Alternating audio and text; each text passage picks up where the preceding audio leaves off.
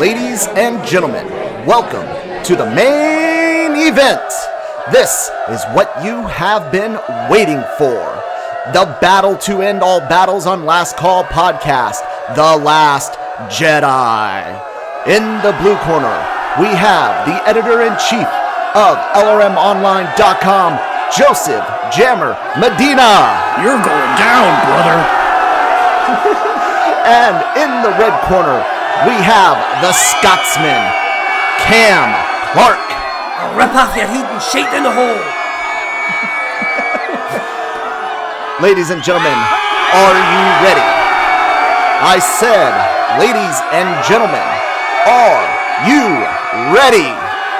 For the three of us in attendance and the dozens listening across the world, let's get ready to rumble!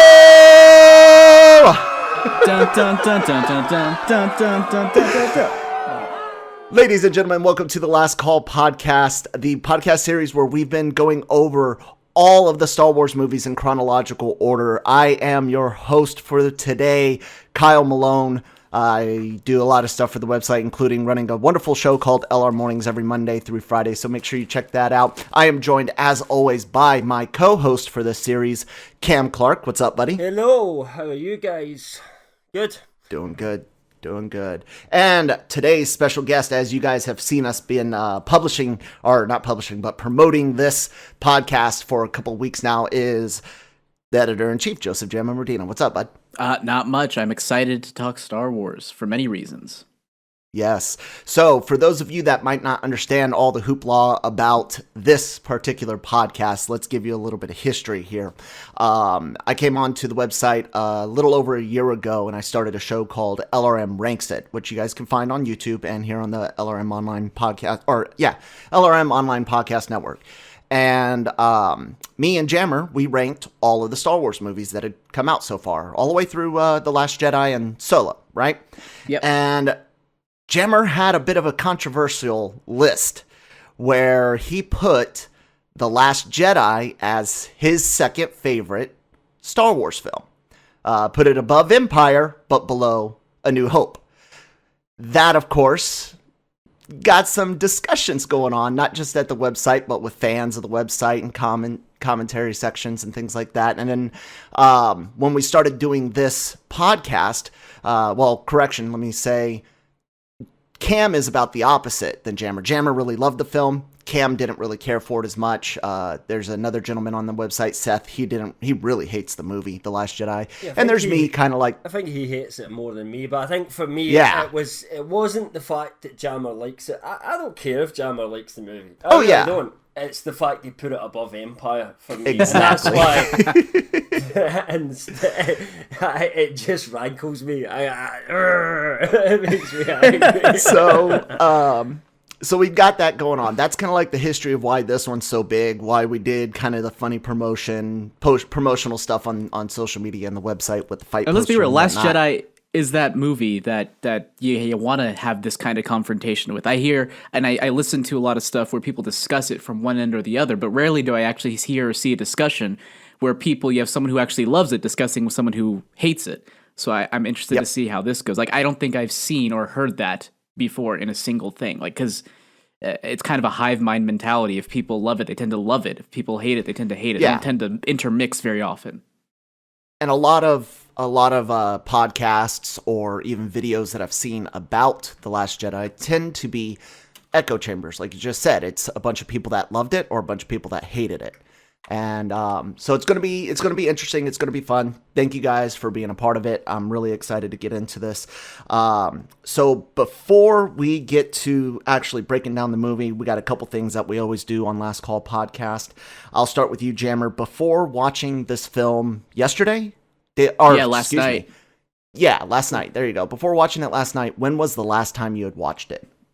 It may have been about at the beginning of the year, maybe around January or February. Okay. Yeah. And Cam, when was the last time you saw this film? Yeah, so this is only the third time I've seen this film because I watched it twice in theaters. I watched it once and I was like, I don't think I like that. And I was on the fence quite a bit, and I remember even when we started talking about it on the site, I was, no, I'm in the fence, I don't know. And then I thought, I need to go see this again. So a friend had like a free ticket. He said, do you want to go and see this with me? So I drove up to his house and we went to see The Last Jedi again. And after we came out, we sat and just talked for like an hour in the car park at the theatre. And I realised at that point, I really did not like the film at all. And I had never watched it again until last night. Okay. I watched this sometime after Solo. I skipped over a bunch of parts, but the earlier this week when I watched it was only my fourth time watching this film, basically in its entirety.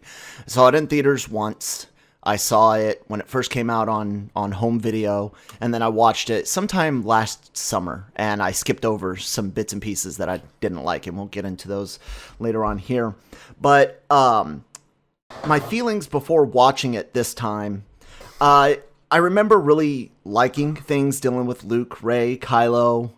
The stuff that I liked, I really did like. I didn't like Poe being alive. I kind of agreed that, he should have been killed off in The Force Awakens. I think his character and Finn kind of, the stuff for them to do was conflicting because both of them shouldn't exist. I hated certain things dealing with some of the military stuff, the chase, and the things that I hated, I really hated. The things that I loved, I really loved.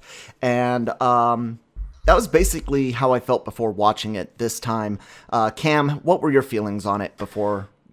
That I didn't like it, and I had no particular interest in wanting to watch it again for any reason. If I wasn't doing this, I wouldn't. And that I don't feel like that about. I don't particularly think The Force Awakens is that great a film. We did the podcast for that last month, but I'd watch it again. But I actually find The Last Jedi quite boring, and ultimately that's the ultimate crime a Star Wars film can have for me. So it's just, I probably wouldn't have any particular desire to watch this. It's the one Star Wars film I don't own, and that's not because I think it's worse than the prequels, which some people do. I disagree with that. It's well acted, it's well shot, things like that. But it's just, I have no reason to go out and buy it because I've no intention of watching it. The only reason I own the prequels is because to get the old trilogy on Blu-ray, I had to buy the 6-movie box set. Yeah. Jammer, your feelings on the movie before you watched it last night? So as you guys know, I love this movie quite a bit. But I was going, I haven't seen it in such a long time. And the online discourse is so negative that I'm like, okay, well, clearly there's something wrong with this thing. And we've discussed certain things about the military tactics and some of the character decisions. And over time, I was just like, okay, so what I'm expecting is I'm kind of expecting to eat crow on some level. So be like, okay, yeah, I like certain aspects. But then you can see there are certain aspects here that maybe I didn't like as much. So I kind of went in just like, okay, let's go in, be as objective as possible, try to be open to the idea that maybe this movie wasn't as good as you originally thought, and I just dove in. Good stuff. Well, that's the preliminaries, guys. You ready to get into this? Let's tear this movie apart. Not necessarily in a negative way, but let's get it down to its bones. Let's break it down. And let's do this. So, of course, it's a Star Wars movie. It opens up with an opening crawl. All of the opening crawls, in my opinion, have been kind of lame. They're not the best written. There's some that are really good. There's some that kind of suck. Anybody got any opinion on this particular crawl? I do, obviously, because this is the one movie where an opening crawl makes absolutely no fucking sense whatsoever. And I actually do not blame Rian Johnson for this one. This one's on Abrams for me, because the way he left The Force Awakens with that moment, having shot that with Rey meeting Luke, he forces Johnson's hand into starting the next film immediately after the last one's finished. And for me, Johnson doesn't do a good job of that, but we'll get to that. But for me, it's like the opening crawl is The Force Awakens. We don't really need one. So it tells me nothing. It tells me that since the Republic have been destroyed, the First Order reigns supreme. Quite quick. It's took them 2 weeks, but they reign supreme across the galaxy. That's fucking pretty impressive, as far as I'm concerned. And the rebellion have been, the resistance have been found, and they're after them. Well, they did. The Starkiller base was on the way there to kill them at the end of the last movie, and just literally blew up. So they do know where they are. So. Yeah, I think that's a bad one that Abrams left them on that. I think all Star Wars movies have had a little bit of time in between, and that's a good thing. It allows a bit of maturity in relationships that have happened off screen, so that when we see people again, we start to notice some subtle differences between them at times. And that's been true of every Star Wars film except The Last Jedi so far. So, in that respect, I have an issue with it right at the start. All right, Jammer, go ahead, respond. I feel like a debate moderator. I mean, the Senator crawl, Jammer. I mean, the thing is, he mentioned the opening crawl. They're campy. Yeah. They're silly. They're supposed to be. Ironically, they started off as being kind of a way to mimic the serials from decades ago, where you had the opening crawl recapping what happened last time in last week's entry.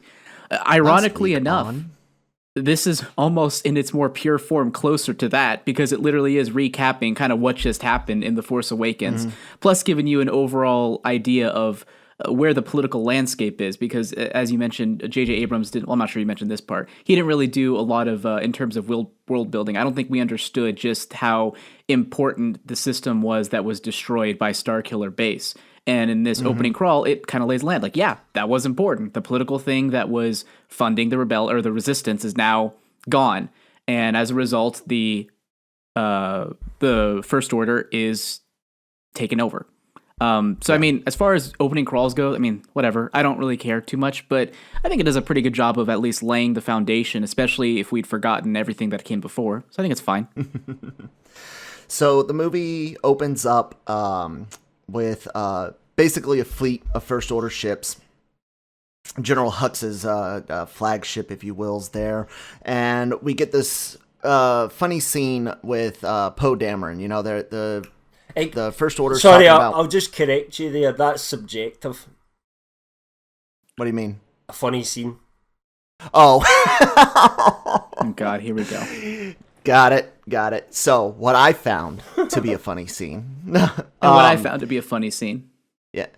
So you get this whole scene. The First Order's talking about how they're going to wipe out the Republic. They are the Resistance. They don't have a lot of ships. And here comes Poe Dameron in a single X-wing, and we get, yes, Cam, what I thought was funny, corny but funny.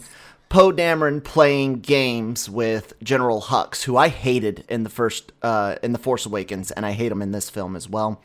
And Poe goes, hey, I'm looking for Hux. I got a message. And he plays that whole, I'm still waiting on you. Who is this? I'm waiting. They play that, and he plays it straight, and he's just trying to buy some time here for basically for weapons and targeting computers and things like that to get lined up. For the worst weapon ever designed to load up and get firing, because that fucking weapon takes longer than a Death Star to fire, by the way. It really does. I mean, it's the shittest ship that the First Order have ever designed. They really need to, after that one get blew up, they should have just said, right, no more dreadnoughts. That's a shit idea, because it's rubbish.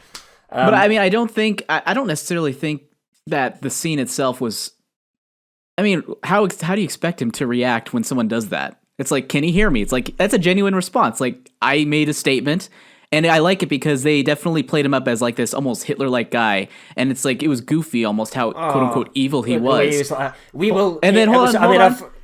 And then in this one, it's like brings that same attitude, and then you have this guy who's, as you would say, like taking the piss out of him, but like at the same time, his reaction wasn't how no one else would react. Like everyone would react that way. Like, can he hear me? Like, I can hear you. Can you hear me? Like, we do that all the time when we're messing with you think microphone stuff. I don't think it was an Admiral ungenuine Leader reaction. would have reacted like that? Do you think Grand Moff Tarkin would have reacted like that? Would Vader have reacted like that? Would the Emperor have reacted like that? Would any other evil character that has appeared in Star Wars thus So you're far saying have he acted should like be that? just like the other evil characters?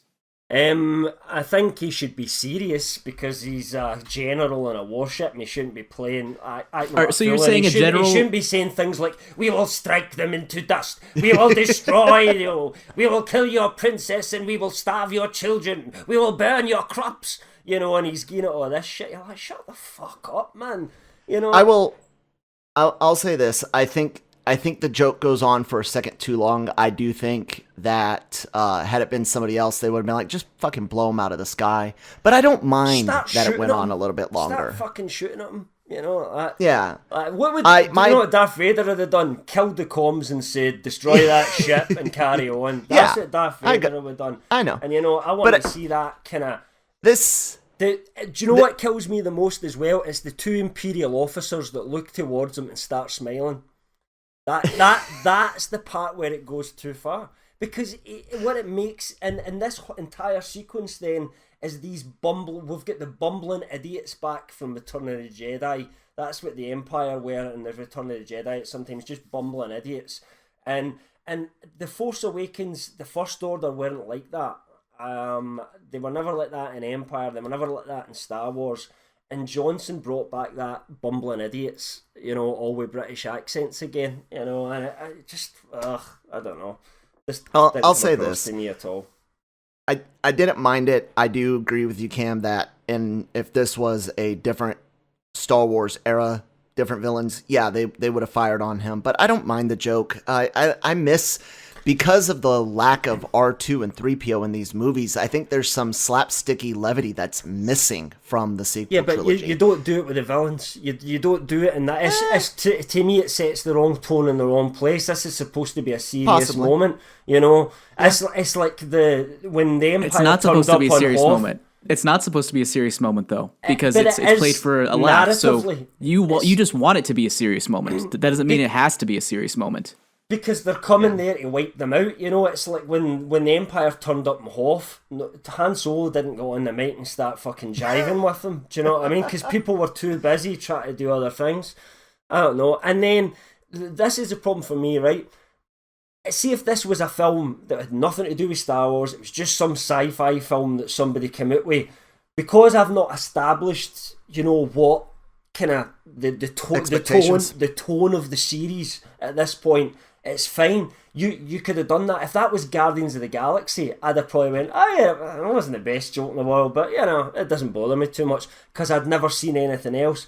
And then that comes into the way that the Poe flies his ship as well, which it doesn't feel like Star Wars. It feels like a different series, and it shouldn't. What do you mean by the way he flies his ship? So he pulls it, he jams it into full speed, and suddenly the G-forces are pushing him back.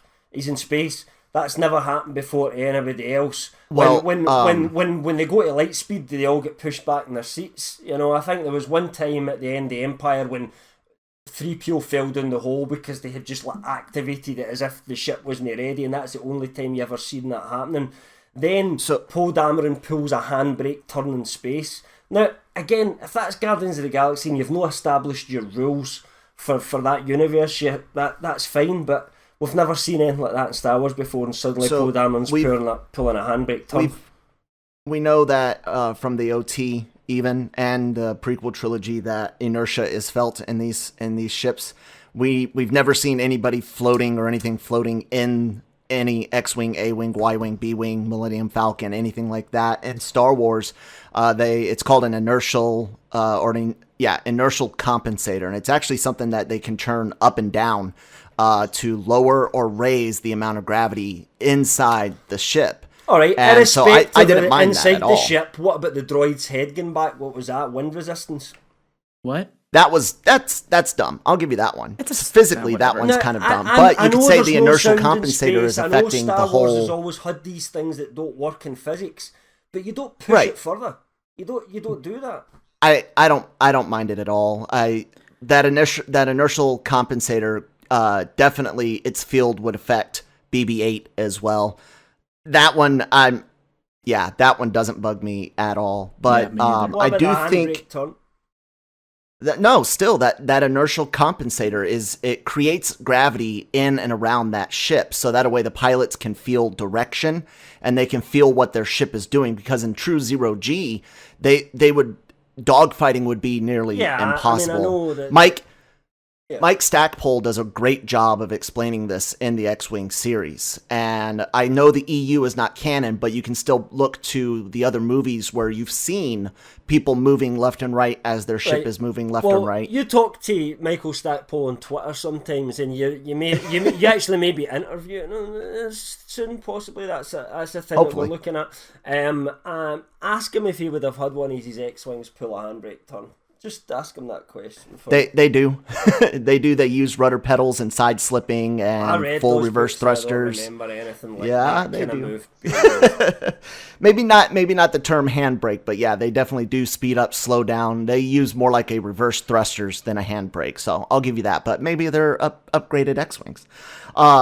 Jammer, this whole thing from the joke and Poe's flight when he starts blowing up the cannons, which I will say this. I'm tired of the Empire, the First Order, the bad guys, not having good defenses against fighters. It's always giant turbo cannons instead of lasers. But this scene, the jokes, the flight, all the way up to where we get to the bombers. What do you think, Jammer? I think it's great. I think it's fun. I like it. It's exciting. I like that smarmy joke at the beginning. He's just kind of buying time. For me, I can buy that they're... The First Order, they think they have the resistance over the barrel, which they do, and they're just like, okay, well, this guy, he's essentially being an emissary. What does he have to say? We're curious. And then that gives him a moment to fly off and do his thing and take out the defenses. And they react. It's not like they don't react to what he's doing. And you see the generals like trying to scramble to, even the guy said quickly, he's trying to take out our defenses is all he's doing. Like, they caught onto that pretty quickly. It was mostly just sort of the logistics of combating that took a bit. They don't send any fighters out until after he starts his attack, which I did find strange. Like as soon as the ship appeared, wouldn't they just have the fighter patrol scramble fighters? There? Yeah, Again, that's a lot of that's things. getting into military stuff a little bit, and I don't. Yeah, this and I'm not going to pretend that I'm any with the military tacticians, whatever. That's not me. That's not my strength, and it didn't bother me. Like, I expected. Movie was good, I wouldn't care. That's the honest answer there. I'll say this. My biggest part in all of this, up into the bombers, is the finger in the dike joke with BB-8. You know what I mean? I can't remember the nursery rhyme. That I didn't like at all. Him having so many little fingers to play with the short. Yeah, I didn't care for that one. That one was a bit. That was a bit too much. It was me fun. Actually. It's like a typical droid joke. That's the kind of humor I like. Actually, droid humor. Daft stuff like that. I always remember that one moment when in what was it? It was Empire, where he was fixing the hyperdrive, and then after he fixes the hyperdrive, he goes wow. That's the bit I was just talking about a minute ago. That's the only time I can remember people like falling back. Maybe it's because of all the other humor that's in there. Maybe by that point it was just too much to me, but I didn't. That's in my notes. I don't like the BB-8 finger in the dike joke is lame. So anyways, the next big thing that we get to is the bombing run on these ridiculous, so fucking cool, huge B-wing wannabe bombers come in super slow. We ignore the fact that the Resistance and the Rebellion and the Republic had B-Wings and Y-Wings, which did great bombing runs, and we create these new ships to sell toys that move slow as hell, and they're going to take out this dreadnought. I wouldn't have bought that toy as a kid. Who wants to buy the bombers? I don't want that. I don't want to play with that. Their job is to bomb this dreadnought. Technically, all that was supposed to happen was Poe was supposed to buy time for evacuation, but he decides that, hey, this is a chance to take out what he calls a fleet killer. We're going to do it. He's in charge of, essentially, it looks like he's in charge of Starfighter Command for the Resistance. He's the head of all starfighters. If you break it down between like capital ships, starfighters, ground troops, he's in charge of starfighters. So he's like, hey, I'm going to make this call, shut off General Leia, and we're going to go take out this dreadnought. One of the biggest problems in the real military, that somebody, like say, was ordered to move back to base and they were in ships and they just went, fuck this guy, turned off their comms. We'll get there. We'll get there. And I actually have a real story once we get to when he comes back with Leia. But one of the biggest problems people had with these ships was the gravity bombs, the bombs that fall straight down. And again, I would point to the inertial compensator that does exist, at least looks like it exists, even if not by name, in the OT. Because we've got gravity on ships like the Star Destroyers, the Millennium Falcon, even the X-Wings. The TIE fighters in Empire Strikes Back bomb straight down, but it seems like more of a launch rather than a gravity. But there's two explanations I can think of. Well, there's one that's official, and then there's one that I thought of in my head at the time. One was that the dreadnought is big enough to where it would have its own gravitational pull if they were close enough, and it would pull towards it. Yeah, that's not one. It's not that big, but two. Those things are actually magnetized. If you notice when they turn red, if you look up the actual the bomber, those things are magnetically attracted to their targets. So. Actually, that would have worked a little bit better if they'd called them magnet bombs and maybe made it seem as if that was the case, and then they had been animated as if they were kind of getting sucked out rather than between the compensators on the bomber itself, the compensator on the dreadnought, or the magnetic. I didn't need an explanation of how they worked. I bought it 100%. To be honest, that wasn't my issue with this scene. My issue with this scene was that it was a rubbish delivery device for what they were trying to do, these big, slow-moving things. Do you like this scene, Jammer? I fucking love it. This is probably one of my favorite space battles in the whole franchise. Have you ever seen the movie Memphis Belle? No, I've never even heard of it. Oh, that's unfortunate. Watch Memphis Belle, because anybody... Wait, what's the last word? How can you spell the last word? Belle, Belle. Okay. It's a story about American bombers in World War II. There's a reason we don't do this shit anymore. And in an advanced technology society that have got Y-wing bombers and stuff like that, that's why we do that. We don't carpet bomb anywhere anymore, because the bombers themselves are so prone to attack that they would... I mean, in Memphis Belle, the whole idea is that so many of these big bombers would get destroyed that it was very rare they would ever make it past so many missions. And the Memphis Belle is a story of a ship that's going on its final mission. And if it does one more mission and gets back, the crew don't have to go again. So they basically get to live. That's the point of this movie. And it really highlights, what an awful form of warfare that really was. But we didn't have anything else at the time. That was the best we could do. That's why we don't use stuff like that anymore. We fire a cruise missile for a ship 300 miles away. This is an advanced civilization that have already shown us they've got Y-wing bombers, they've got other kind of forms of things they can do. Actually, I don't understand why they would use it. Really quick, the Y-wing bombers, so how did those work? Because I don't know about... No, they fire more of a torpedo, but it's just got it's got a bigger blast charge on it, so it's more like a missile, basically. Are those as effective? Are those as effective as this thing is? Bombers. Well, it's probably more. You would have, but you would need a fleet of them. They're more maneuverable. They have twin laser cannons. They have a twin ion cannon on top that can actually be fighters. Automatic fire. So here's my question: torpedoes or concussion missiles. I'm going to admit this is mental gymnastics on my part, but thinking about all this and thinking like, oh, they have these superior weapons. My question is, do you think the Resistance would thinking that they're just going to be vacating and leaving? Mm-hmm.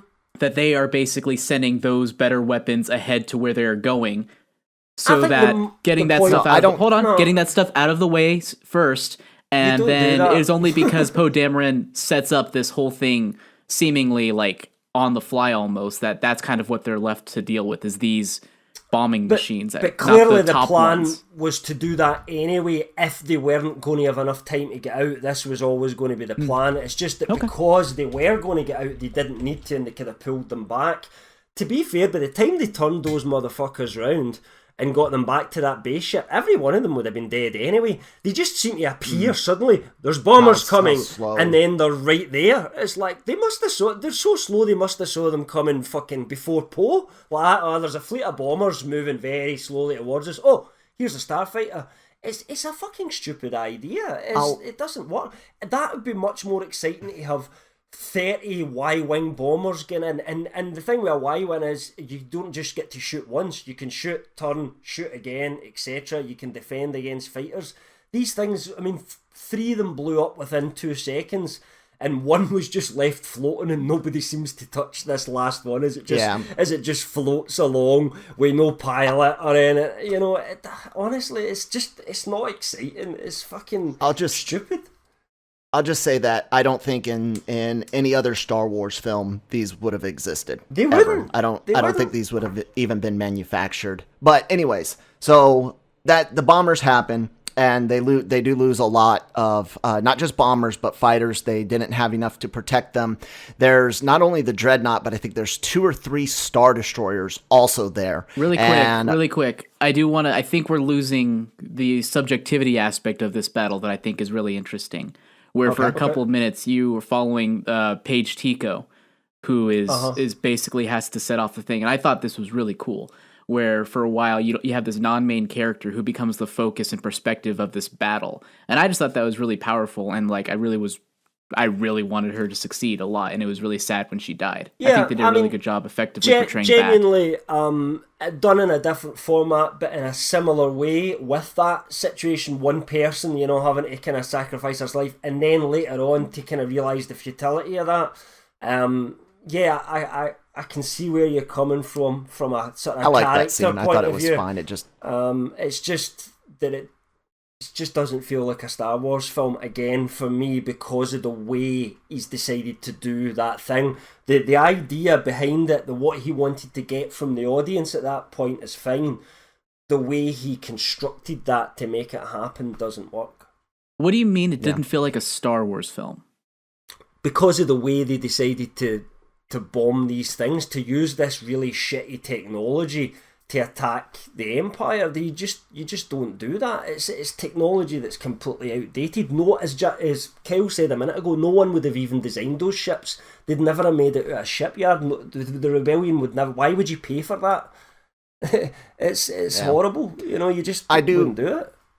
I do agree with you, Jammer, that the scene with Tico is a great scene. I think there could have potentially been a better way to do it, even with her being in a Y-wing bomber pulling a Independence Day where she's the only one with a missile left. That would have been great, and seeing her have self-sacrifice. I like the scene. They've maybe punched a hole already, but it's not quite enough, you know what I mean? And she's like the last one, the rest have pulled back, and she's like, fuck it, I'm going for it, you know?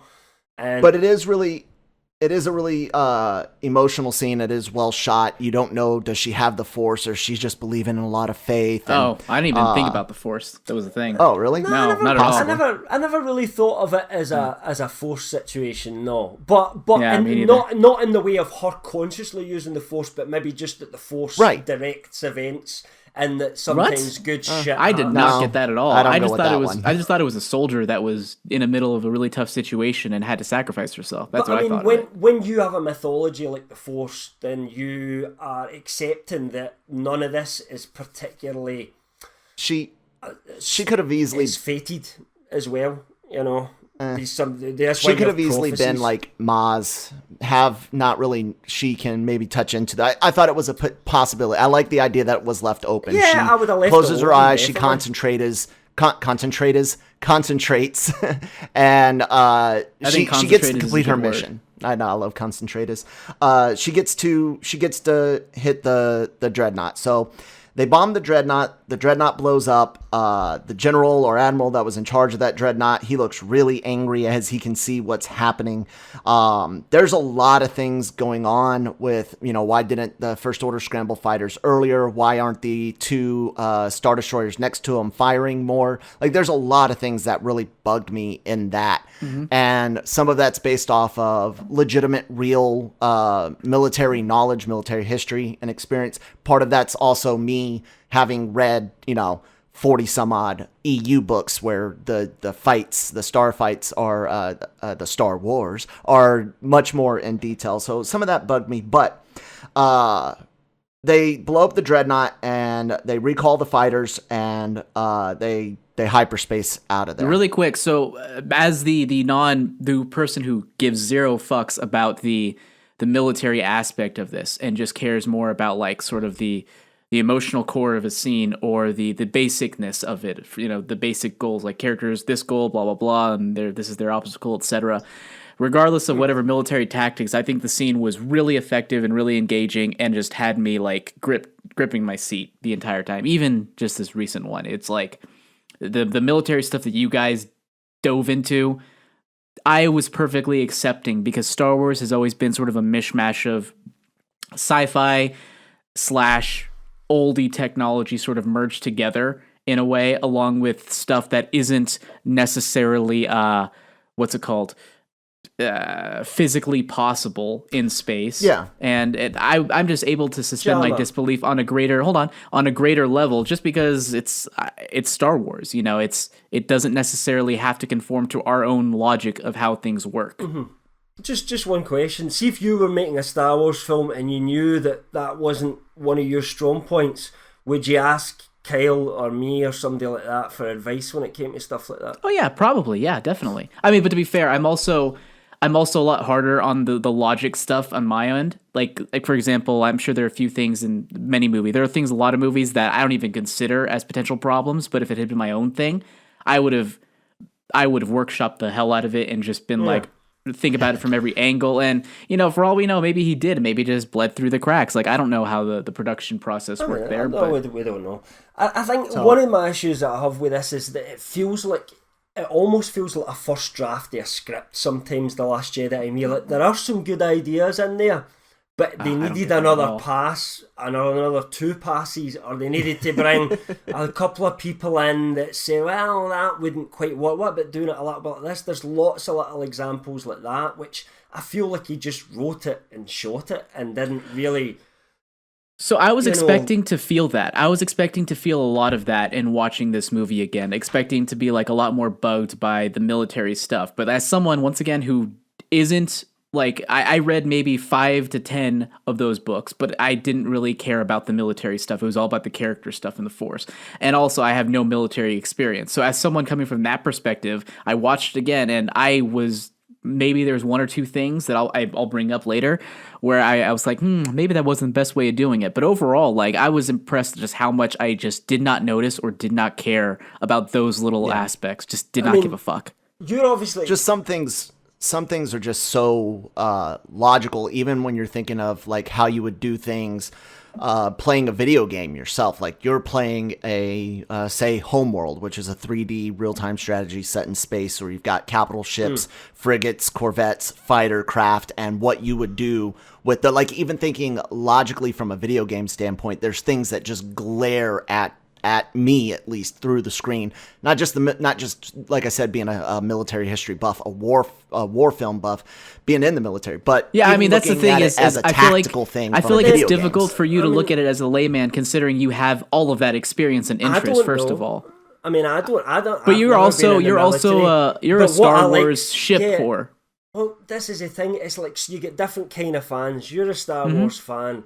We're quite extreme Star Wars fans in terms of like we probably read all the fucking technical manuals and really get into the world building aspect to it, you know. But there's a lot of fans out there. What you have to understand is that there is a lot of fans out there that are like us, and they're going to notice this stuff. Sure. So all I'm asking is that you can then concede or understand why fans like us. You concede now. Why fans like us would have had issue with some of this so far. I mean, I just didn't care. But yeah, I guess I could see it. All but right. the thing is, like, I just don't care that much about those types of things, those really specific sort of details. They don't dawn on me, like, because of the emotional core of the scene worked so well. Like, I didn't care. I will say this so we can get on. Visually, throughout, Cam mentioned it earlier in the podcast, visually this movie looks really good. Oh, yeah. This scene also looks really good, and I actually found the music. I haven't been the world's biggest sequel trilogy fan of the music. I actually found the music for this whole scene, the whole fight. Tico's Rose's sister, I forgot her first name. Paige. I found all of that. Paige? Yep. Paige. Okay, I found the music in this scene, actually. I liked it. I really did. Just to talk about it, because neither of you are particularly score people, but I always like to talk about the Star Wars scores. I would say this is the best score in a Star Wars movie since, along with Rogue One, possibly, had a really good score as well. You liked Rogue One? I wasn't a fan. Just the Scarif battle. Just the Scarif battle was really, really good. And it wasn't the problem with Rogue One is it needed to use more of the old themes instead of trying to do its own thing. We all said that.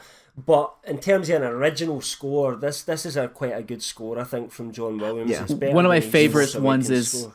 one of my favorite songs in this is near the end on the battle of on Crate with Luke Skywalker. I think the score in that scene is amazing. Yeah, I mean, I really have very little issue at all, if any, with the score in this film. I really do like it.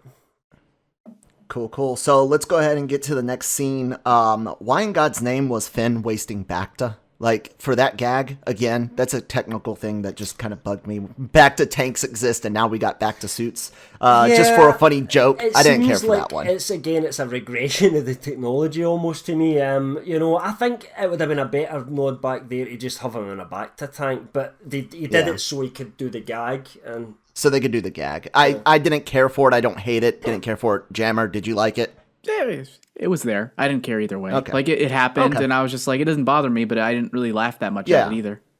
There you go. So let's go ahead and get to Ahch-To, or Ahch-To, what? Ahch-To. There we go. Let's go ahead and get to meeting Luke Skywalker. This is one of those things I agree with Cam, that they kind of screwed themselves over by having Force Awakens end the way that it did. They had to pick up with no time in between. I guess technically you could have had it to where the first conversation we see with Rey and Luke has been after she's been there a couple weeks. You could say that had happened, but I don't think people would have bought it very well. That would have been weird. And we would have missed out on some of the story, some of the exposition of why Luke is where he is and why he's there. But we get this big build up musically. She hands the lightsaber over and Luke tosses it over his shoulder. Now, I want to say this. I want to get this out front.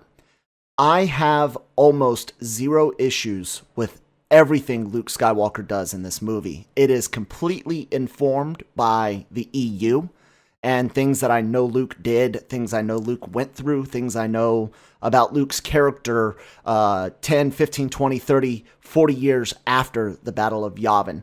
So I'm not going to have any real complaints about Luke here. I buy him tossing this lightsaber behind his back. Jammer, let you go first. What do you think about this initial meeting with Luke? He throws the lightsaber behind him, and then he goes into his hut. I don't just buy it. I love it, because for me, it would have been weird if he just been like, "Oh, I've been waiting. I lost that thing. Thank you for bringing it back to me." Like, that would have been really weird to me. Like, there's a reason why he went off by himself. And I like the fact that it's a bit unexpected, but at the same time, it's like, okay, well, clearly something is up. You bring in some actual conflict and realize this isn't going to be as simple as saying, "Hey, we need your help," and him being like, "All right, I'm on my way." Like, it felt more real. And then plus, I like the idea that he hasn't been frozen in carbonite for 30 years, and he's actually grown and changed. He's seen things. He's made mistakes. He's it's people don't stop growing after the credits roll, and they don't stop changing. They don't stop experiencing tragedy, and he is a completely different man than when we left him. And I like the fact that they were brave enough to let that happen, because my biggest concern was that he was just the paragon of good. He became exactly as we wanted him to be, the perfect example of a human being. And I'm like, that would have been boring. That would have been really boring to me. So I was super excited. Okay, Cam, respond. Yeah, to be honest, I don't have a problem with Luke growing at all. And if we're kind of getting into the whole Luke thing, I think to begin with, I wasn't too concerned about Luke. My kind of thought pattern was more, that I didn't feel that if you were going to show a broken Luke, I needed to see more about what broke him in the first place. But that's a little bit of a different issue.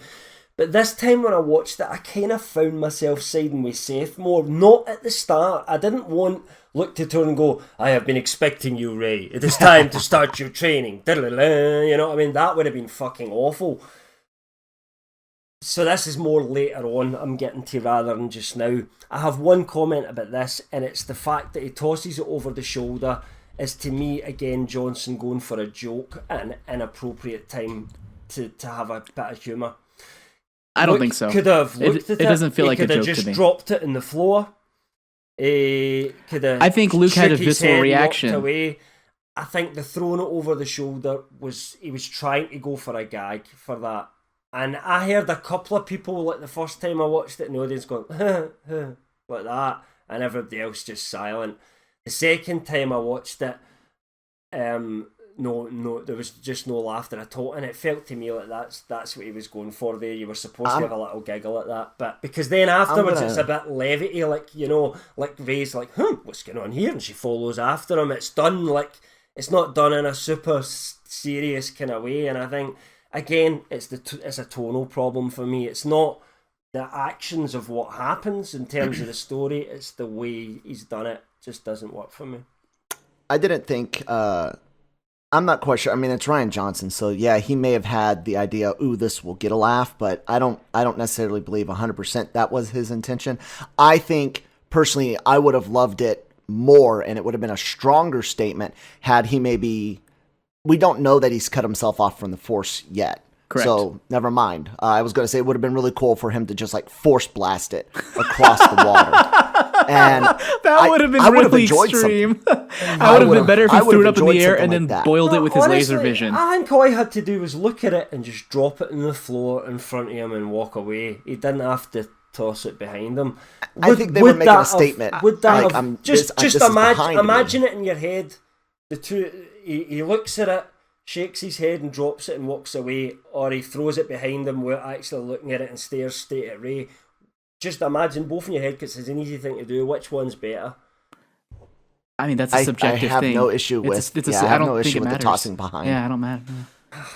Like I said, I would have had him either force blast it away or... that makes me laugh. And I don't mean break it. I don't mean like blowing it up. Like, I mean literally like he throws it. Like, did you watch Dragon Ball Z? No, he was disconnected. You watched Dragon Ball Z, right, Kyle? Yeah. You know that scene where Piccolo tosses the Cyberman and then opens his mouth and like laser blasts out of it and he disintegrates it? I imagine him doing that to the lightsaber now. No. I was thinking by blast, I mean like he takes it I know and what you like meant. he sends it across the water. I know what you meant, with but the Force. But yeah. I think it's I don't mind the tossing behind. Maybe he meant it to be a joke. Maybe he didn't. I think it's absolutely fine. I think it works either way. Like it works as a weird. It works as like a bit. Cam's idea would have been fine too. I would have accepted that. You know that would have worked just fine. But I think it works as kind of like a shocking moment. He tossed it behind him, or as like, oh, that's kind of funny, but also just, oh wow. Like I could see it working on multiple levels. It doesn't bother me that he tossed it behind him. I think he does it for shock value, for a lot, and I genuinely do think he was trying to get a laugh out of that. And I think there's too many moments in the movie where he tries to get little laughs. But here comes this very next, the very next part of this scene. We're like 50 minutes into this goddamn movie. I know. He walks off. We knew this was going to be long. Oh god. He walks off, and Rey goes to follow him, and we get the whole thing where he's like ignoring her. Chewie bursts in. And Luke and Chewie have a conversation, even though Rey's translating. She didn't need to translate. And he says, "Where's Han?" And that's it.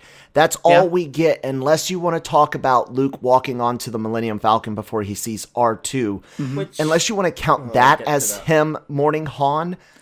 I think this is a complete missed opportunity in this scene for Chewie, Luke, even Rey, who looked at Han for a short, very, very short 2-day time period as a father figure. I think this was a missed opportunity for mourning and for some character development, and potentially even to show us a little bit more of why Luke is where he is. Cam, what is your take on that? I don't have any real problems with this part at all. I mean, I do get what you're saying, but I think it was the right moment to cut away. I would have when you come back to it again, that's when I would have had something like that in there. I think it was the right moment to cut away, just as he says, where's Han? It's that the problem is it doesn't come back later on. He doesn't bring things back around to that particularly well. There's a deleted scene where he does mourn it, and I think they should have kept that in. Yeah, and I think it should have been after the next part with Snoke and Kylo Ren, because I do like the cut. It's just that later on you're like, wait a minute, they never went back to that. It kind of is later on that it hits you rather than right now, I think, in the scene. I would have cut to like the Millennium Falcon and had the conversation having already started and him and her talking on the Falcon. Something like that, the way you're starting halfway through, But since all of us kind of agree that there was some more mourning needed, and we could talk about that a little bit later, let's talk Snoke and Kylo Ren. Mm-hmm. Kylo's entrance into the Red Throne Room, the Red Room, whatever you want to call it, with Snoke, and their whole conversation. This is one of my favorite parts in the entire movie. Me too. Take that mask off. Take that silly thing off. Yeah, he's berating him. He's pissed at him for some of the things that have happened. Also, one thing I really like, and this is a really weird detail. Sure. I really like that, but this is also for The Force Awakens. I like the fact that even after we saw Kylo Ren take the mask off, that he continued to wear it. Because, like, for example, like the Winter Soldier, after the mask falls off, he stops wearing the mask. I'm like, why you stop wearing the mask? That makes no sense. And I just like the fact that Kylo Ren kept wearing the mask until he was ordered to take it off, and then he destroyed it. Because it's part of his character, Yeah. Which kind of annoys me that it's back for the next movie. Yeah, I'm curious. Yeah, I want to wait for the movie to decide whether or not it really annoys me, but... Because this actually is one of the things I think Rian Johnson did really well. I think most of the time everything to do with Kylo Ren is pretty much golden in this movie, and I love this scene. I love the aesthetic of that red room. That's so cool, Yeah. I mean, at this point, when I'm watching it the first time, I'm like, I didn't particularly like the opening. I'm a bit, why did they throw that away? But okay, I can see where this is going. And then at this part, I'm hooked in. Suddenly, I'm like, oh, this is the kind of shit I've been waiting on. I really wanted, because at the end of the last film, Snoke says to Hux, bring me Kylo Ren. It is time for me to complete his training. I know I do a good Emperor voice, but that sounded like Vader playing Simba's dad in The Lion King, Simba. But anyway, and I kind of this is one of the things, like, to see the Sith training an apprentice, actually, kind of thing, or Sith, not Sith. That's a different conversation. Sith. Let's not let Sith train anybody, okay? I'm not getting into that, but you know what I mean. Like, actually, to see the training thing from the dark side point of view, that interests me. So I was keen on this, but yeah. Yeah, and I like seeing when Hux walked away and that smarmy look he gave. Yeah. And even Snoke acknowledged, he's kind of he's shit, but he's easy to manipulate, so I use him. And I like that. That was cool. I like that. I love the line that you're just a child in a mask, and I think that line combined with talking about the deed of killing Han Solo, splitting his soul. When I first saw this movie in theaters, I kind of got excited because I was like, they might actually do it. You might see Kylo come to the light and maybe Rey goes dark. And there's another scene we'll talk about with Rey in her version of the Force Cave from Dagobah, where I got really excited because I thought that would have been just like the most amazing thing in the world for them to do in this movie, but it didn't happen. Well, that's the cool thing I think about this movie is this was actually, because you've seen temptation happen in the past, but you never think, oh, he's going to turn. This was the first movie I was like, I could see both flipping legitimately.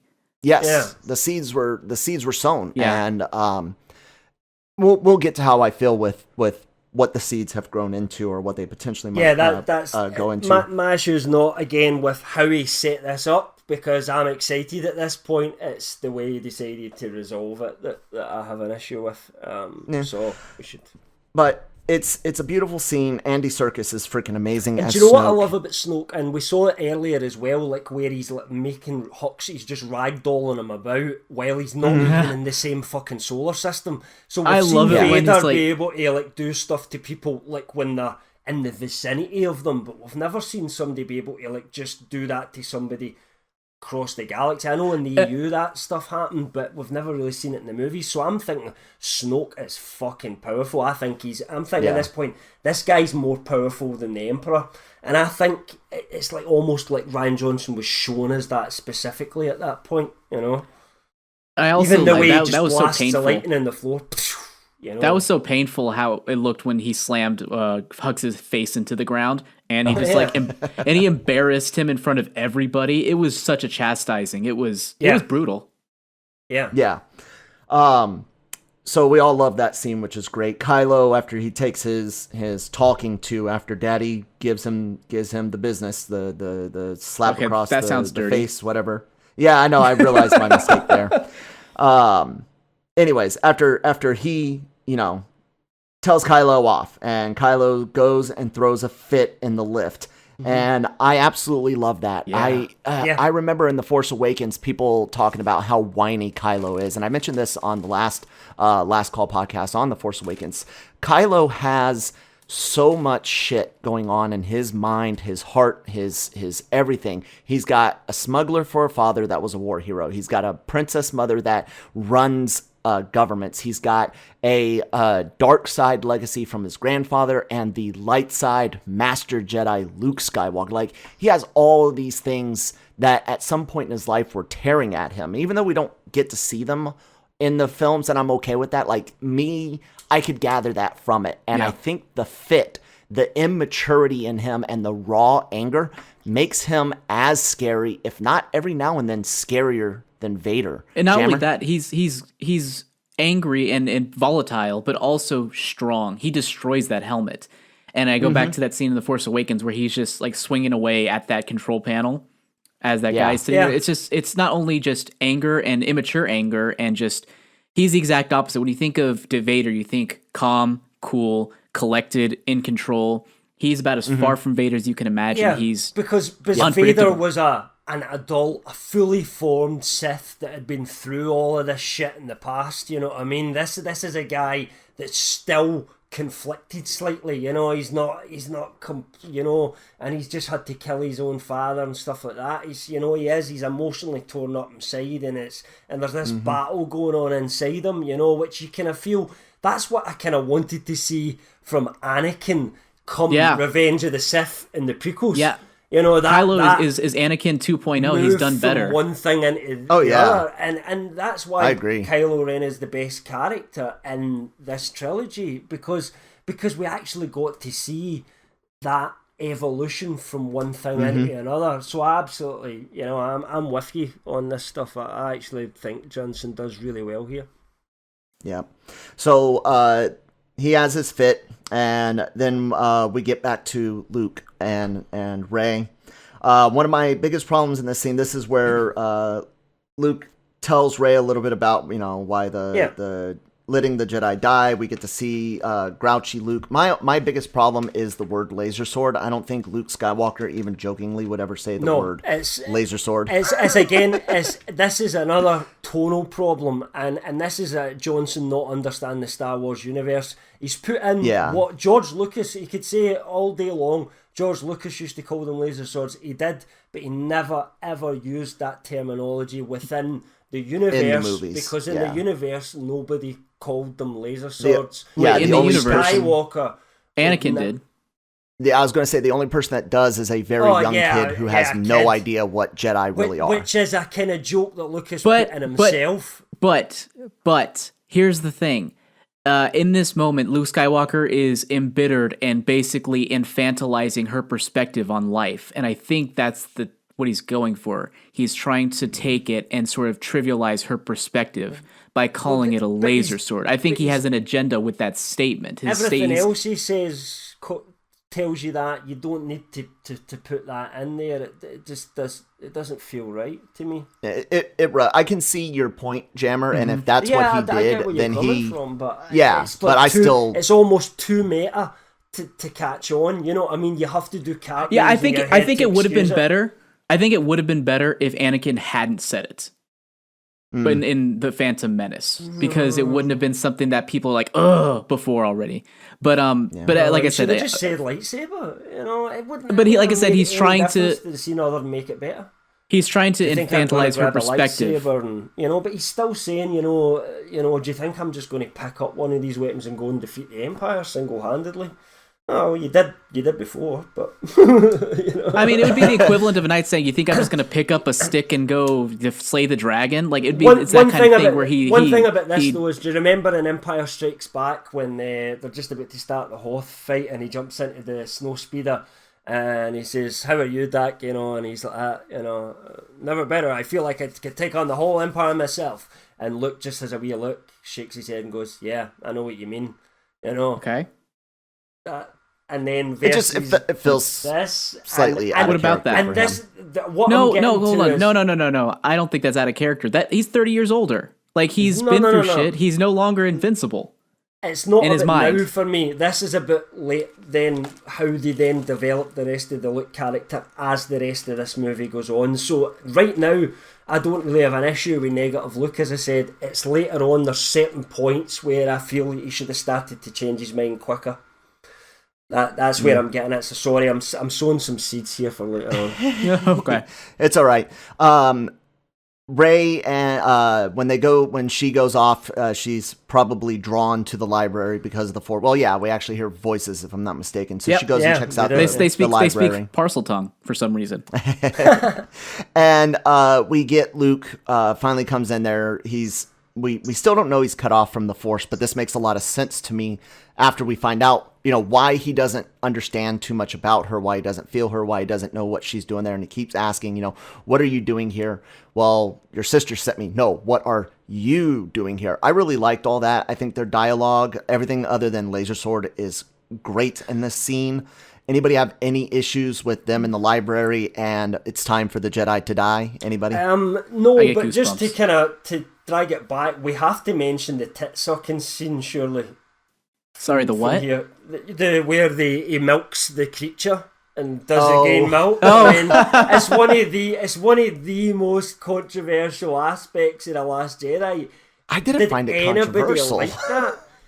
I did not like it. It was a stupid scene. You could cut goofy from just before that to just after it when he does the fishing thing, and you lose nothing. You lose nothing. It's a funny moment. Supposed to put in there that isn't funny in the wrong fucking place. Now, as a director, as an editor, surely your job is to get the tone right in different scenes at different times.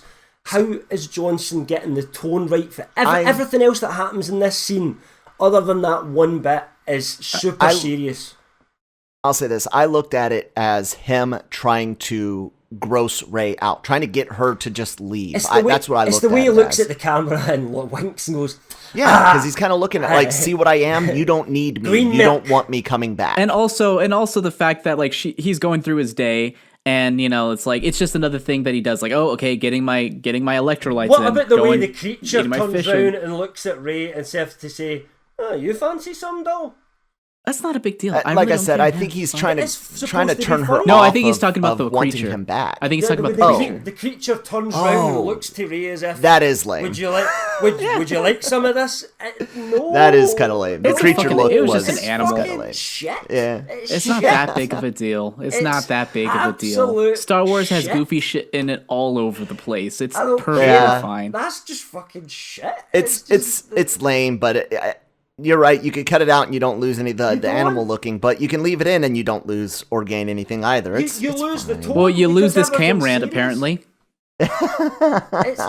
Honestly, this is movie making. You can't deny that. You're trying to set a tone, a specific tone in a scene. You don't put a little funny moment like that in a scene. I disagree. I think what they're trying to set up. You could definitely sway between making a joke and making something serious. I think that's one of the beauties of art in general, where you're able to create these emotional changes. But unless you're making a comedy film, the decision where to put those moments is of vital importance. Because if the audience don't find it funny, you have a problem. You've as an audience, you're sucked in. You're in a mind zone at this point, and then it didn't take me out of it though. It pushes you out of it. Okay, so we got it. We have different views on Animal looking at the camera, which is good. It's great. I would Everybody's prefer if point he of view stuck is out his valid. tongue and just go like. Yeah. Okay. So Luke goes. He does his fishing thing, and then we're going to go back to the Resistance. The Resistance is in hyperspace. Poe comes over to the con, to the command room, whatever, and him and Leia have a conversation after she bitch smacks him. And or slaps, bitch slap, that's the term. Sorry, bitch smack, whatever. She slaps him across the face and says, "You're demoted." She does not fire him. This is, to me, this is key. And yes, this is my personal experiences coming into things. She demotes him. You can be demoted and then still carry your position, just like you can be promoted but not be given a new position. So she demotes him. You're now a captain. Your pay is going to be docked, is basically what that means. But he's still in charge over Starfighter Command. There's a line mentioned here about allies scattered in the Outer Rim, and that will come into play a little bit later. And Leia explains to him, why what he did was messed up, why it was messed up. Jammer, I went to you first last time, so Cam, before the First Order jumps in, this Poe and Leia stuff, what do you have to say on it? I mean, nothing particularly. Okay. She should be even more pissed off, is kind of my thought. He should be locked up. Yeah, he kind of Poe's a bit of a dick in this, and I know that Jammer, you're going to say that's his development throughout the film, but I find everything that Poe does in this to be just fucking stupid. And then not just him, but later Holdo. And I kind of maybe would forgive that more when Leia's unconscious and stuff like that, but when she's there, I think he needed a more stern talking to than that with the headmistress, if you know what I mean. Because, she's looking at all those people that have been killed. He's fucked up, big time. Yeah, he should have been fired and potentially locked up for disobeying a direct order. He should be really, fucking thinking about what he did after that, and he kind of just, the next scene's like, I want to get in a fighter and blow some shit up. Okay, go for it. It doesn't feel like he's learning his lesson properly. Doesn't have time to think that he's actually been responsible for all those lives, and that what he did do wasn't worth the risk that he took, which I think Johns is trying to get to. I don't think he does that well enough with Poe's reactions and then his development in the rest of the film. Jammer, your take on the scene and what you think may have been a better thing to happen to Poe, or worst thing, or however you want to phrase it. I mean, I'm no military person. I don't know what the situation is. But at the same time, I could see it be a two-edged sword for Leia. He is easily the best pilot, and she needs him. So maybe she can't fire him. Once again, you can let me know I'm wrong, but that's my observation, is that, he should be reprimanded more than he was. But at the same time, in the very next instant, they need him to jump in the ship and blow things up, because that's what he does best. So I could see both perspectives, but, I'm not going to concede that he should have. I'm not going to say he shouldn't have been reprimanded more, because, I get it. It's it's a big deal. It's a huge deal. I think even suspending some of the military history knowledge and experience, I think the demotion is a good thing. I like that. And I think she should have immediately said, they should have had Wexley. I think that's his name. Snap Wexley. Yeah. They should have had him there, and she should have told him. He wasn't even in the film. I know he wasn't. I'm saying he should have been. Or she could have pointed to any other pilot and said, "You're in charge of the fighters now," something like that. You could still have Poe jump into the cockpit to go blow something up, but he's not in charge anymore. Yeah. And I think that would have served some parts of the story going forward a lot better. To me, there's a big missed opportunity as we get into the next bit, because Kylo Ren blows up the fighters before they can get out there. I think there's a missed opportunity here to humble Poe Dameron a little bit, but have him go up against Kylo Ren and get his ass kicked a little bit. Get shot down. Yeah, and be forced to go back. And he's this ace pilot, and he never gets beat. He's never the one that gets killed. But have Kylo Ren just basically make him into a bitch, because we're talking about a guy here that's the grandson of Anakin Skywalker, the best starfighter in the galaxy, Han Solo's son. He must know how to fly, plus he's a really powerful Force user, which we know previously gives people far more ability in the cockpit of a fighter than it does other people, because they can predict what's going to happen, everything like that. So to me, Poe Dameron doesn't stand a chance against Kylo Ren, and there's a wee bit of a missed opportunity there to actually humble him, and that would have worked more for his character, because then he's the admonishment for Leia, he's been demoted, maybe some of his friends get shot and he barely got back alive because he couldn't contend with Kylo. Does anybody else think that's a better scene? I don't know about better. I think that could have worked. I think that could have worked. Yeah, definitely. I think it could have worked. I think Kyle's idea of having someone else take the lead would have also worked just fine. And I think it would have been better for his character development. I mean, let's be I'm real. Still up for that part of it as well. Yeah. Okay. Yeah, like I think that would have been fine. Yeah, and I agree. Like it's I have nothing. Okay. Yeah. So the First Order jumps in. The Resistance come out of hyperspace. First Order jumps in shortly after them, which is completely stealing from the Episode 33 from Battlestar Galactica, reboot series. In a far worse way, because I take it you've seen that episode. Have you both seen that episode of Battlestar Galactica? I have not. I don't know if Jammer has. I have not, but I have, of course. Jammer, right? It's actually it's a really, really good episode. The tension that is built up. It's called 33 minutes, right? Mm-hmm. And basically, what happens is every time they jump out of like light speed, they've got 33 minutes until the Cylons turn up. So you see them clambering about, trying to get everyone ready that they can't do while they're in hyperspace, and they've got a timer ticking, tick, tick, tick, tick, tick, and 33 minutes, boom, the Cylons arrive, and no matter what's not finished at the time, people may have to get left behind, they have to jump again. And while they're in hyperspace, you then have moments where they can talk, it's things that are a little bit calmer. If he was going to rip it off, to me, he should have ripped it off completely, because that would have worked far better for me. The tension would have been much better. This tension, you'd have been constantly having the rebels getting depleted, like slowly, and they could have changed direction. So that's exactly what happens either way. It would have allowed them to sort of make plans on the fly, like where are we going to go, and pick specifically where they wanted to go. And they could have had the people, like, when like Finn leaves, that could have been done in between a hyperspace jump, but he jumps a different direction. I think it would have been a really kinetic and an exciting way to do that. And of course, Poe's had his ass kicked. What they do in the Battlestar Galactica is the fighters deploy as soon as the 33 minutes is up to try and keep them off them until they can get to the point where they make the next jump again, because they need time. So there's this big battle going along for the whole sort of section. So you keeping having the fighters come out, they get beat, they have to go back again. That would have worked far, far better for me.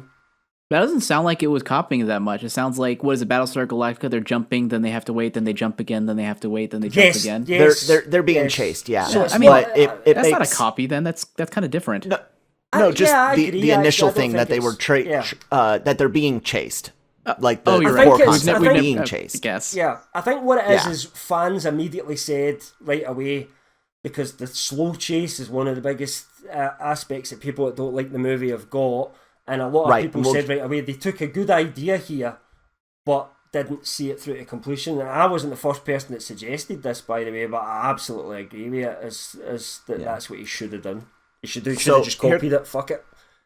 So here comes the First Order. They bust in. Leia, tells Poe to go blow stuff up, which is fine. Still think that somebody else should have been in charge. But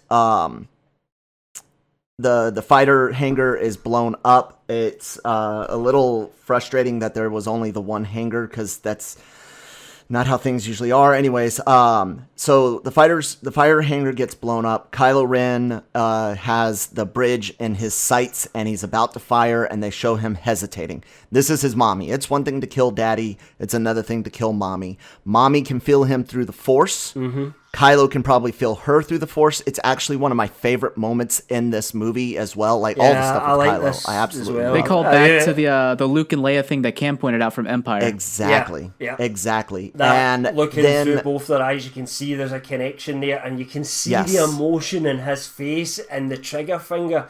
He's a and great his thumb actor. shakes. He is a great actor. His thumb and shakes. He pulls Like, this bit off superbly. I don't know if you guys noticed that, but it's not just that he moves his thumb off of the trigger, but it kind of shakes. Yeah. Like, that's a very small detail that I absolutely love in this.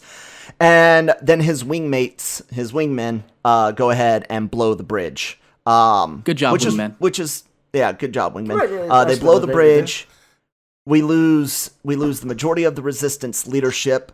And they're sucked out into space. And let's talk Space Mary Poppins. The first time I saw this, I really, really hated it, okay? Mm-hmm. However, there's one part of this, I've said for a while, if she'd had time to prepare, she could have used the Force to protect herself from vacuum for a short period of time. I do notice that it looks like right before the explosion happens, she takes a breath. I think they should have done it a little bit faster. She's out there. Maybe she uses the Force to try to push somebody else back into the bridge or something like that before bringing herself out. I can buy Space Mary Poppins if it happens faster. I don't like that she's out. She looks like she's knocked out for a few moments. I don't think even with the Force, she could have survived that. For me, it's a timing issue. Jammer, do you have any issues with Space Leia Mary Poppins? I mean, it looks kind of goofy, but I like the overall concept of it. I think it's fine. I think we can all... Excuse me. Ooh, I need to burp there for a second.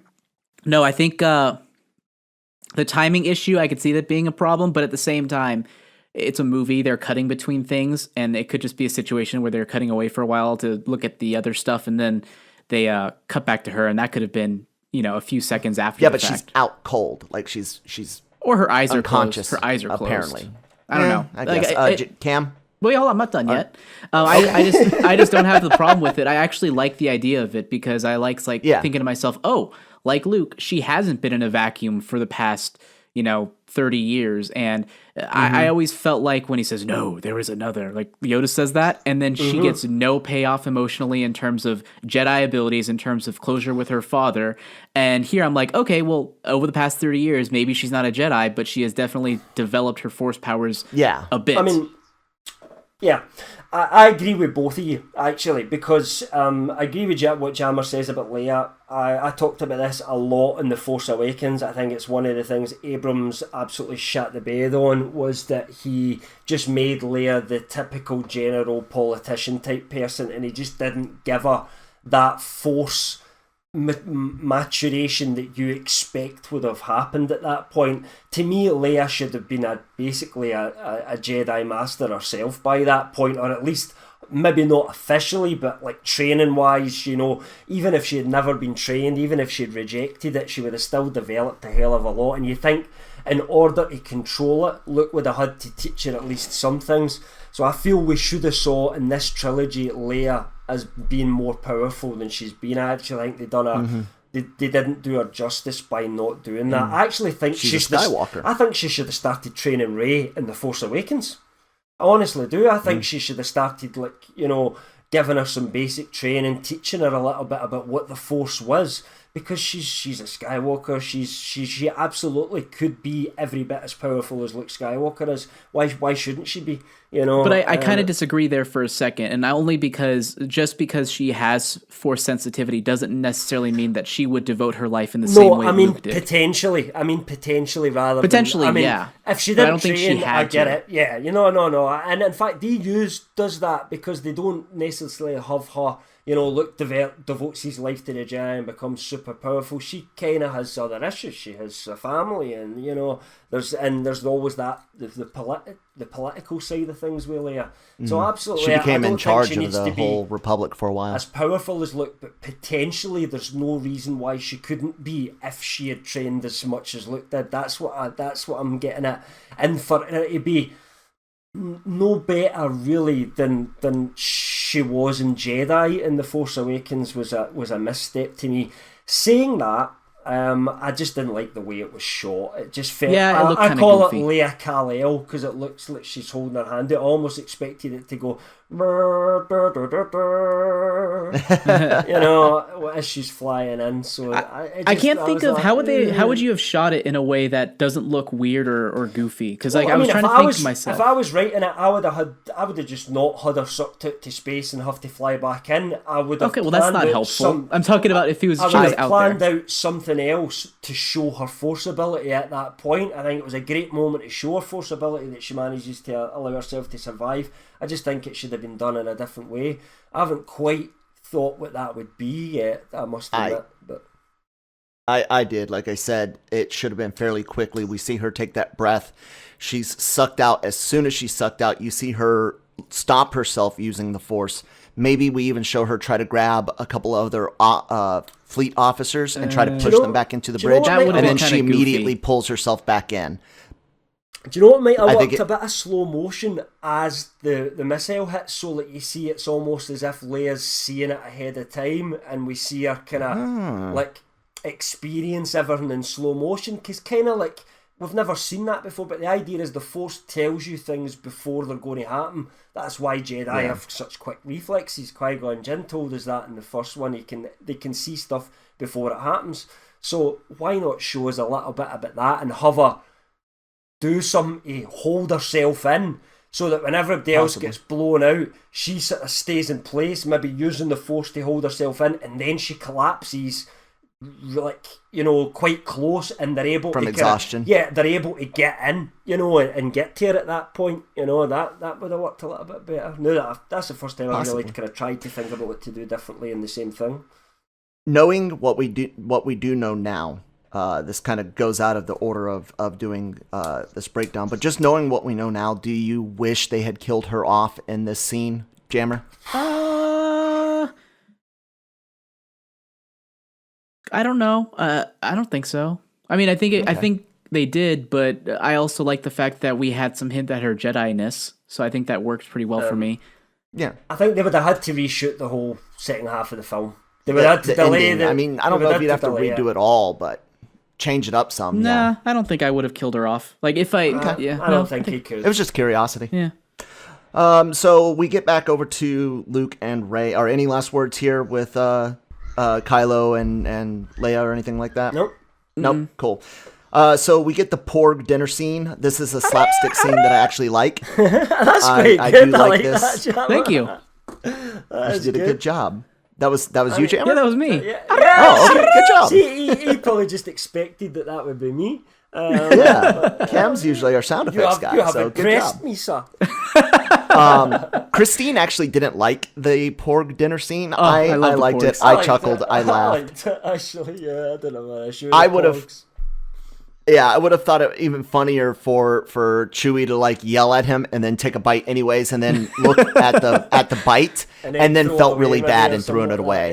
But I mean, the sentiment there was fine. That's what I'm talking about. There's sometimes a right moment. That's in between two places. There's a right moment for a bit of comedy there, and it works for me. I just imagine the Porgs holding up a sign saying "Consider vegan," and then the Wookiee, like Chewbacca, takes a bite.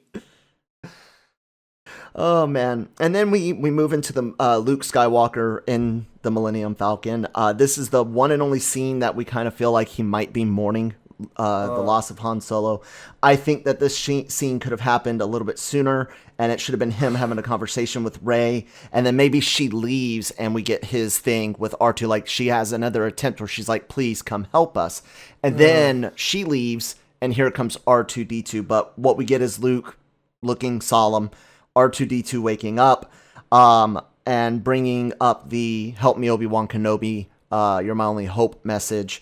Cam, your take on this scene? I love this scene. The problem for me again is that what it suggests to me is something that then doesn't happen at the right place later on, which is Luke sort of changing his mind. I think Johnson does it too late in the game.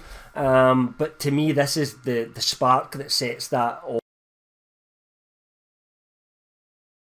off. And look, it's not necessarily Yoda, it's R2. you know, and to me that gives R2 his place as being basically the hero. Like none of this would have happened with R2D2, right? For Phantom Menace all the way through, R2's at this big place. He's always, there's something he does which the whole thing wouldn't have happened if R2 wasn't there. And I just really love the idea, which isn't then followed through with, that nobody else can get to Luke, but R2 does. And he does it by playing that message, and that's what makes Luke go, fuck, you know, what have I done? I've abandoned my sister. You know, look at her in that place where we were. The galaxy didn't have any hope at that point as well, and you know, but we fought together, and you know, we won. That it's such a great scene for me, and I felt like the movie was going to go in a certain direction after this point, and it didn't. Okay, Jammer. I mean, I like the scene. I think it worked really well. I'm also inversely happy that it didn't lead to him being like, oh, I regret everything and I want to go back. Because for me, he's a stubborn old man, and stubborn old man's going to be stubborn. And he didn't just make this decision on a whim. He thought about this a lot. And while that would strike an emotional chord with him, I don't think it would be enough to make him change his mind completely. But it did help flip the switch slightly and make it so that he says, okay, well, I'm not going to train you fully, but I am at least going to train you enough to where you know why the Jedi need to die. So I think it worked for me. But see, that's what does happen, and I think it should have happened the other way. I think he should have said at that point, look, I'm not coming back, but, you know, I will show you a few things. Do you know what I mean? And maybe, and then you can decide for yourself, you know, once I've think taught you. He actively doesn't necessarily want to train someone so that they can rise up and become the next Jedi. His whole purpose is that he doesn't want that to happen. Yeah, so why would he do that? But his logic for why he doesn't want to do it, as he explains it later on, is completely skewed because of the dark side. And this is a problem we've got. He explains to Rey about balance, right? And he talks about the balance, and that there's good things and there's bad, and there's death and destruction. The dark side destroys that balance, you know, so there's no good left. So the Jedi are a counterpoint to the Sith, which maintains things in balance. When the Sith are completely in control, there is no balance. That was the whole fucking point of episode 1 to 6. That as the dark side grows, the Jedi could see less and less until the point they become so dominant. But the Force corrects things itself because it's a sentient thing, the Force. And it directs, you know, events to happen so that Anakin ends up destroying the Sith, and it brings balance back again because there's already enough bad people and horrible people in the universe. But to be run by the Sith was making things too bad. You know, it was shifting the balance in one way. And Luke Skywalker should have understood that, because Yoda would have understood that. And to me, it's not necessarily that we're talking about Luke's stubbornness here. We're talking about, as a philosophical argument, Luke's argument doesn't match up to me. It doesn't back up with logic as to the way that universe has been set up. So the way I read it, the way I feel like there really hasn't been balance in the Force ever, even though they say Anakin Skywalker led to it. I never really felt like it did. I never felt like it worked out like they said it would. I don't think him bringing light to the side really counterbalanced the dark to the side. What I think... Well, it should have, but they didn't. Then they wanted to make sequels, so they had to, in The Force Awakens, they had to say, oh, well... but it didn't. It didn't bring balance to the Force. No. It got rid of 2 Siths, and then there was light. That's not balance. That's the exact opposite of balance. Because the Jedi don't actively, you know, they're actively out there trying to get that there's bad things that happen, and they do their best to try and control them. But with the Sith in charge, using the Force for their own purposes, for their own self, it skews the Force completely out of balance. So as they rise in power, even at the point of Attack of the Clones, the Force is in practically complete darkness, and yet there's still hundreds of Jedis and only two Sith at that point. It doesn't matter. It's the fact that they're there and that they're becoming more powerful and that they're directing the Force towards what they want to happen. And the Jedi are unable to see the dark side of the Force, so they don't understand it because that's just not in their makeup. The same as, and that's the whole point when we get to Episode VI. The Emperor doesn't see the light side in Vader because he can't. He doesn't understand love. He doesn't understand compassion or the familial bond between a father and a son. He just sees Vader's me now, and he therefore doesn't anticipate Vader turning back. He's totally open. He thinks, I never managed to turn this Jedi, so I'm just going to kill him. And never once does the thought cross his mind that Vader's going to actually kill him because he thinks he's completely under his domain. He can't see the light side. That's the whole good and light side of the Force to me. And the whole balance thing is, at that point with the Sith way, the galaxy can go back to some element of balance. It doesn't mean bad shit's never going to happen again. It just means it won't totally be focused on the dark side and everything going to shit like it was before, potentially.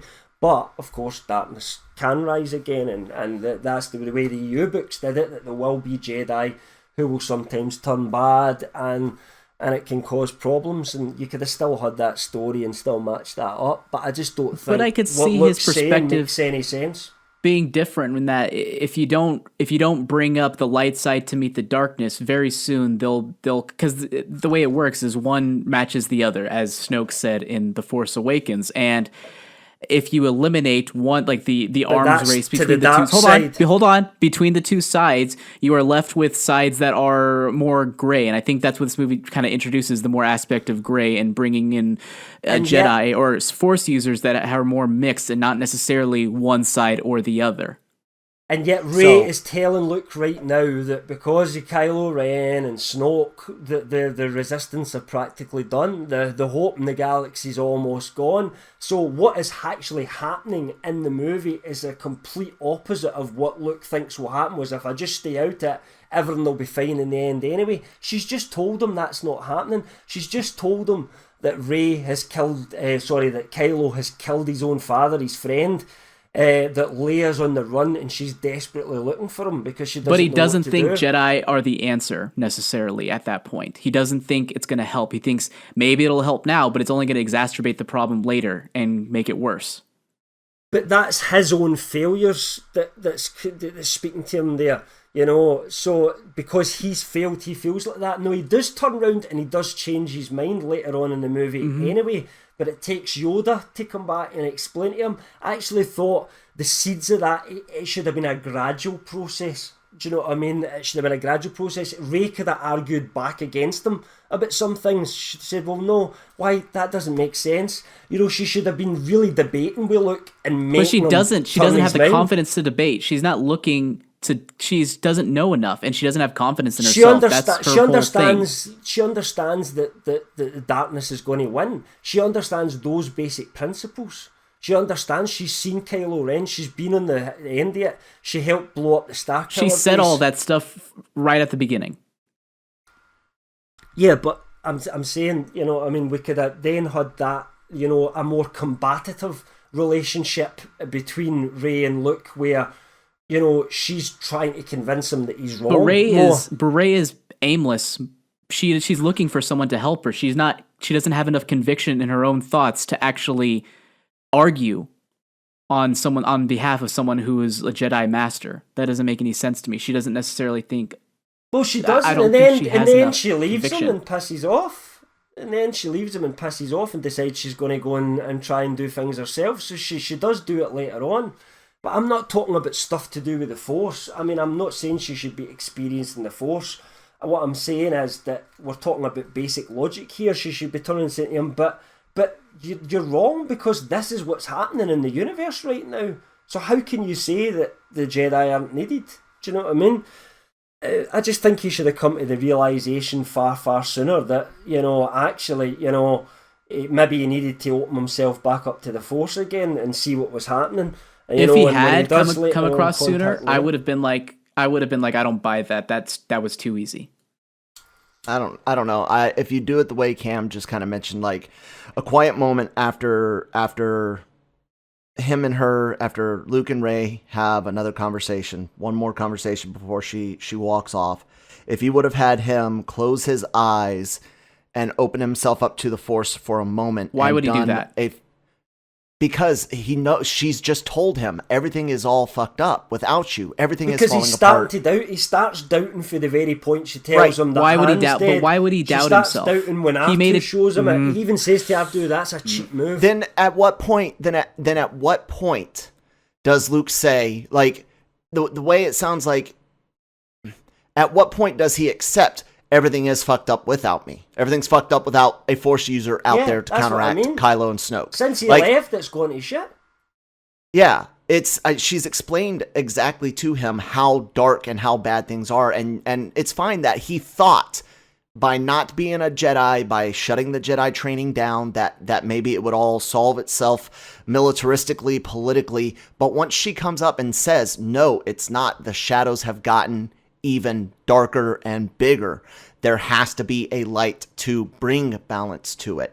All of that's missing. She doesn't know that stuff though. What no, but he does. She tells him. He does it, even if he doesn't think he does it. He's lying to himself. That's the whole point. Here's the thing. I don't think later on. He's blaming himself for what happened, and he's lying to himself that his logic's correct, and then he comes to the realization later on that he was wrong anyway. But I still think he's of the opinion that if he stays off and does his own thing, even if things get worse, they're gonna, in the long run, be much better off than if he interfered. I don't know. I think having him... I don't think he's thinking, the second I leave, things are going to get immediately better. I don't think he thinks that. No, I don't think he thinks that at all. He doesn't think that. He isn't going to be able to go and wave his laser sword around and fix everything, but maybe he can... It's simple things. Maybe he can save his sister, though. But I don't think Leia. I don't think he has enough faith in himself as a human being to do that. I think he thinks at some point he's going to make a similar mistake as he did with Kylo Ren and just make things worse. Because of his actions in trying to even consider eradicating evil for a moment, he basically doomed the galaxy. And that is a part of the hubris of Jedi. And that is what he thinks needs to be eradicated. Right, and they go over all that. We're just saying that it should have happened a little bit faster. And I'm saying I don't think it should have. I don't think it should have. That's what I'm saying.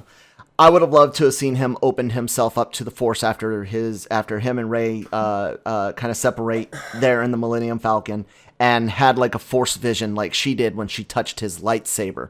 Or maybe even he grabs it back from her, where it was laying in her hut or something like that, and he's holding it, and when he opens himself up to the Force, we get that really, he sees just how bad it's really gotten. And listen, I think that would have been... It's a narrative problem, because you've now got... Where we get to in the end of the movie, how powerful Rey's supposed to be now, no one's given her...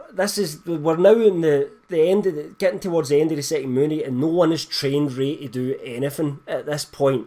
And yet she's lifting up all those rocks at the end. I'll get to that when we get to the end. But my point is that she needed a bit more training. You know what I mean? Even if Luke didn't go with her, even if he realised he should have, and he still does the same thing at the end and sacrifices himself, he just needed to actually give her a bit more training so that we saw some growth in her Force ability that wasn't just her coming up with stuff herself, which is all she's done since The Force Awakens. And if you compare her to Luke and how much he fails in Empire Strikes Back, and Yoda's trying to teach him, and Yoda's trying to give him these, and this is the thing as well. In Empire Strikes Back, we're always getting this positive message. There's why I remember having a poster in my wall when I was a kid, and it was, you can live your life by the wisdom of Yoda, and it was just things he had said out of Empire Strikes Back, like try, do not try, do or do not, there is no try. I can't believe it, fucking hell. Do or do not, there is no try. But and it was all these like really positive messages, and I remember as a kid, those moral messages came across to me as watching that made me a better person, because I understood that what Yoda was saying was right. What I'm getting at here is that the shit that Luke's feeding Rey is all negative. Everything's negative. He's not trying to train her. He's not training her, though. That's the thing, is I'm not looking to The Last Jedi for reasons to get better as a human being. I want a good, intriguing story with flawed characters who learn things along the way. And I'm okay with Luke not being Yoda. I don't want him to be Yoda. But it means he can't be Yoda. He shouldn't be Yoda.